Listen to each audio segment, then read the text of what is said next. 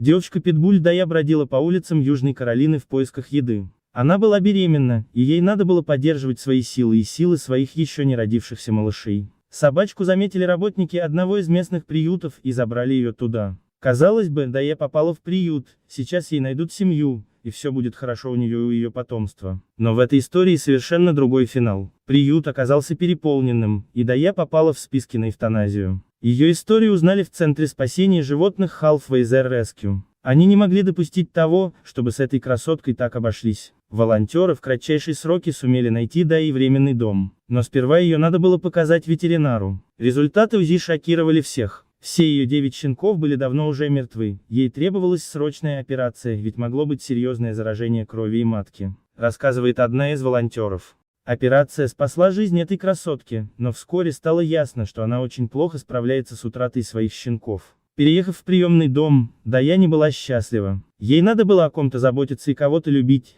поэтому она собирала носки по всему дому и несла их в свою корзинку, представляя, что это ее щенки. Это продолжалось в течение 3 дней, пока не раздался звонок. Люди нашли крошечного щенка на обочине, который отчаянно нуждался в помощи. У Крохи были паразиты и инфекции на коже, и он только что перенес операцию по удалению глаза. Щенка назвали Изюмом и решили познакомить его с Дайей. Спустя час эти двое стали неразлучной парочкой. Их объединила беда, и между ними возникла невероятно сильная связь. Теперь Дая не отходит от Изюма ни на шаг, и они все делают вместе. И мама, собака и ее приемный щенок хорошо справляются с последствиями операций, а значит скоро им можно будет подыскать настоящий и постоянный дом. Волонтеры очень надеются на то, что найдется семья, которая будет готова приютить сразу и Даю, и Изюмчика. Люди не хотят разлучать их.